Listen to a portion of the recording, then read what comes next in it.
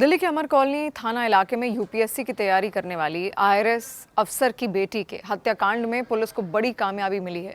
आरोपी राहुल की निशानदेही पर 1 लाख रुपए से ज्यादा कैश और हत्या के बाद लूटी गई ज्वेलरी भी बरामद कर ली गई है। पुलिस के मुताबिक ये बरामदगी द्वारका के उसी होटल से हुई है जहां से आरोपी को गिरफ्तार किया गया था। गिरफ्तारी के तुरंत बाद पुलिस ने आरोपी राहुल को साथ लेकर उसी होटल में सीन रिक्रिएशन भी किया था।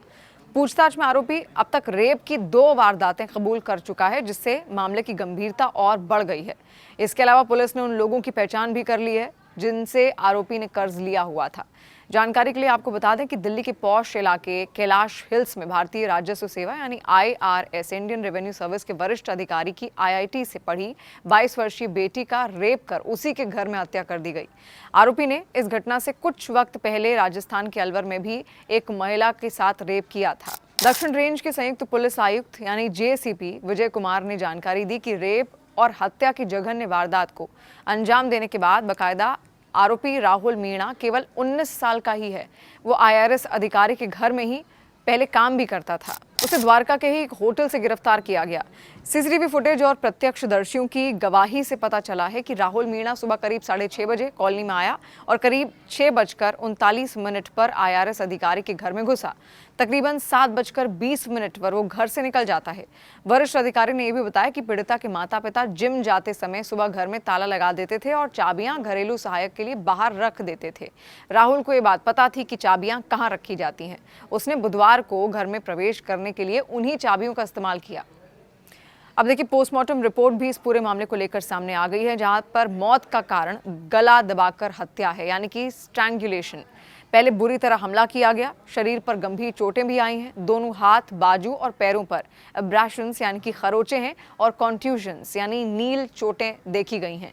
चेहरे पर कई जगह कट और खरोंच के निशान हैं। नाक की हड्डी टूटी हुई है। गर्दन की जांच में भी बड़ा खुलासा हुआ, जहां पर गर्दन की मांसपेशियों में अंदरूनी खून बहना यानी कि इंट्रामस्कुलर हैमरेज, थायराइड कार्टिलेज के दोनों हिस्से टूटे हुए हैं। अब इससे साफ संकेत है कि जबरदस्ती गला दबाया गया। संघर्ष के पुख्ता सबूत भी देखे गए हैं, जहां पर शरीर पर कई चोटें दिखाई गई हैं। इसके अलावा पीड़िता ने हमलावर का विरोध भी किया था। देखिए, फॉरेंसिक जांच में सब कुछ यहां पर पता चला है। जो पोस्टमार्टम रिपोर्ट है उसके आधार पर यहां पर जांच की जा रही है। इसके अलावा फॉरेंसिक रिपोर्ट में खून, नाखून के नमूने लिए गए थे। अन्य जैविक सैंपल और यौन शोषण की फॉर्मल पुष्टि अभी भी बाकी है। रिपोर्ट आने के बाद ही ये सब कुछ स्पष्ट होगा, लेकिन साफ तौर पर यह हत्या का मामला है। पहले हिंसक हमला, फिर गला दबाकर मौत और घटना में जबरदस्त शारीरिक संघर्ष भी देखने को मिला है। देखिए, दिल्ली पुलिस के जो सोर्सेज हैं वो बहुत सारी बातें यहाँ पर बताते हैं आरोपी के बारे में, जहाँ पर उसको ऑनलाइन गेम की लत थी। आरोपी राहुल मीणा को ऑनलाइन गेमिंग का गंभीर नशा था, जिसमें वो करीब 5 लाख रुपए हार चुका था। कर्ज चुकाने के लिए उसने अपने और परिवार के 3 मोबाइल तक बेच दिए थे। जब पैसे खत्म हो गए तो उसने अपने पुराने मालिक यानी कि आईआरएस अधिकारी के घर चोरी की साजिश रची। एम्बुलेंस से दिल्ली और एक्सेस कार्ड से एंट्री उसने की। वारदात से पहले का अपराध देखिए, आरोपी अलवर में एक महिला से दुष्कर्म करने के बाद एम्बुलेंस में लिफ्ट लेकर दिल्ली पहुंचा था और वो यहाँ 1.5 साल काम कर चुका था। इसलिए उसे पता था कि एक्सेस कार्ड यानी कि शू रैक, जूते रखने की जगह में रखा जाता है। उसी कार्ड से वो घर में दाखिल होता है। लेकिन यहाँ पर बेरहमी की सारी हदें उसकी ओर से पार कर दी गईं। गला घूंटा गया, वार किया गया, फिर दुष्कर्म।